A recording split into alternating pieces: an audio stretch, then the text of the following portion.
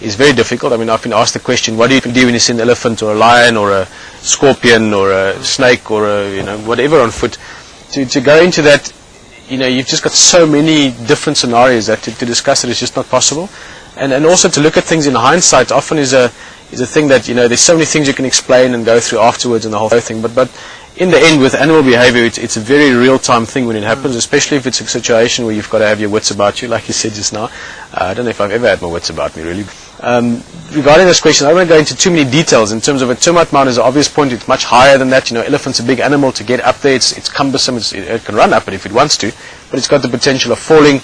You can run down the other side. There was a riverbed close by with big trees. There's a whole lot of terrain things that, as much as an elephant can run faster than a human, a human can move faster than an elephant when it comes to tricky terrain. So there's a whole lot of things to consider, and then you also consider their behavior. What are they doing? Why are they doing it? What might they do? And so there's so many aspects prior to the occurrence of seeing something on foot, and even afterwards. You can discuss so many aspects afterwards, but ultimately the way to really experience it is the way I've done and many other people have done over time. It's just over time, getting experience and seeing more things on foot, and I'm going to draw a parallel through to everything around campus now, which we spoke about earlier. But it really is something that the best way to learn more about being on foot with animals and being on foot in this terrain is to come walking with us. And that's not to get you on the walk. Every time I'm learning new things, I'll always learn more new things. But it's, I've spent literally thousands of hours walking with guests and with friends and by myself and with my father when I was little, and all different kind of terrains and habitats and animals, and it's fantastic. Animal behavior, you can never learn enough about animal behavior. There's certain things you can learn more and more, and I just want to make that point. It's important for me that we realize, as much as it was quite a traumatic experience for some, maybe, Graham maybe, but it's partly also, with signal breaking. But during the whole course of it was a bit more exciting maybe than we would have hoped for. But it really was something that can happen again in future. It might happen only in 100 walks from now. It might happen in 5 or 10 walks from now, or maybe on Monday. It's something that you never really know what's going to happen, but it's obviously something that you're aware of. And we're not going to blindly fall around in the bush. We're going to always pay attention all the time. Yeah, definitely. You can't not pay attention when you're in the bush on foot. But sorry, that was a bit of a long thing, but I just wanted to explain that a little bit. Briefly now, Simon, and something I've really enjoyed, and again on a personal level as well, with you being in camp, is just, again, enjoying the smaller things, all the bird life and all the activity around camp. There's a lot of wildlife in camp.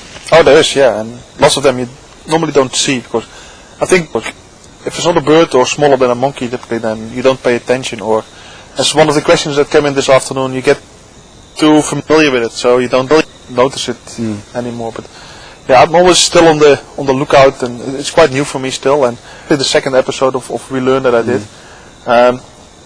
when I was actually in the swimming pool just behind us, and there was some ants on, some ants on the side of the swimming pool. They were carrying off a bug, and then if you just take time just to sit down almost like and smell the roses or watch the ants in this case. Exactly. And then you can see the little ants, and the one is pulling the antenna, and just like people think of mindless little creatures and annoyed with them when they get into the sugar pot and stuff like that. But it's fascinating, the way the colony is structured. I don't know, chemical communication or whatever. It's fascinating. Yeah. Really, I can watch that for hours. Maybe even more so than watching an elephant. It's just like there's so many things going on. It's fascinating. For sure. So maybe they use internet. You just don't know about it. Around here, maybe.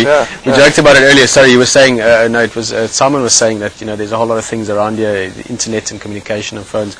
But it still every now and again surprises me that we've got one of the better internet connections in the country, sitting here in the middle. That's why we can have you here. Yeah. And it's always a pleasure to have you here. So it's great, yeah. Pete, sorry, I mentioned it on the drive, but I just thought I might as well ask you, one of the we learn somewhere in the next week or two. Can we maybe look at lizard? Maybe I'll come and join you or something. Oh, yeah, just because suddenly there's all the reptiles are coming out. We've seen the monitor lizards mating. We've seen the gammas, and there's little dwarf geckos around, and all kinds of reptile activity. Maybe snakes as well. And I included a couple of them already in the camp buddies, a skink and a little gecko. And I especially like gecko. And I explained to people, maybe for those that didn't watch, or because it was at a bad time, it was for people in the Americas. If a human's hand would be like a gecko's foot with the same very fine structures on it, then if you put your hand against a ceiling like this, even me, I mean quite a portly gentleman, if they call it like that, I could just put my hand against it and it would stick, and it would have more than enough power just to have me to the ceiling. Just if our hand was structured the same way as a gecko's foot. It's fascinating. It's so strong, and it's just And the way it... I climb trees like all over. I mean, yeah. But just with your little pinky, you could climb a tree. So yeah, but those kind of things and those adaptations, I'm going to touch on that a little bit tomorrow as well. But actually about snake venom, I'm going to speak a little bit about snake venom tomorrow. Snake poison. No venom. I'm kidding. Please, it's I'm going to explain the difference. Old jokes that always comes along with guides. Yeah, so you can talk about venom a bit. And also adaptation on the woodpecker skull. That's another thing.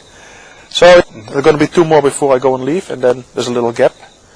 And then I get to think about some interesting new topics. But if you guys have some ideas, I got some ideas from people watching already.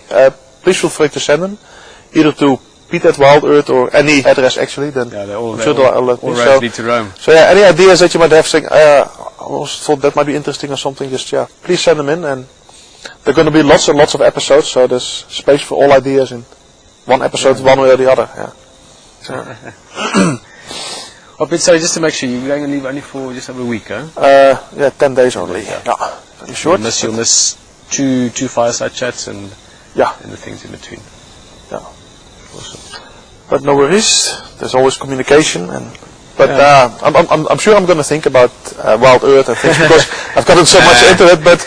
I'm not going to spend too much time on it. I'm thinking of it, but I'm not going to spend a lot of time on it. Because there's other things to do in that break as well. In 4 weeks now. So yeah, that's going to be exciting. She also likes the bush, so I enjoy birding in Kruger for a couple of days. It's a nice time of year for Kruger. We'll probably take the weekend to take some outings somewhere in the Western Cape. Maybe go to the West Coast National Park or something. We'll see what the weather does and how it goes. But yeah, I definitely look forward to that as well. Yeah, the break's always fun. Yeah. And you'll probably think about WildEarth once or twice. Yeah. It's sort of in your nature eventually. Yeah. Well, I think that's probably it for now, guys. Not tonight, but obviously for next Sunday or so. We are planning to get Charles in. He's been away for his break, and we thought of maybe tonight, but he couldn't make it. So hopefully, if all goes well, next Sunday evening we will have Charles around the fire. We're going to chat a little bit about the mapochos and the lions and sort of general things that has been around and what he knows about. It's also good because he's back, I think, tomorrow or something like that.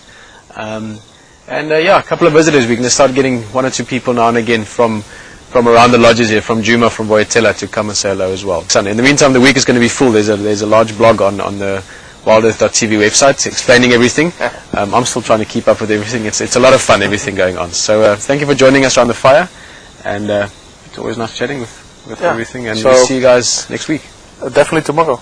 Yeah. All shows are running tomorrow. I don't know why I said next week. It sounds like far away. See you tomorrow morning, bright and early. Keep in mind also our drive times have changed. Yeah. 6 o'clock in the morning for the drive. It means that everything comes back a little bit earlier. And 10 o'clock is the week chat. And Texans back in the week. And before I ramble on too much, I'm just going to say good night. See you in the morning. Good night. Bye-bye.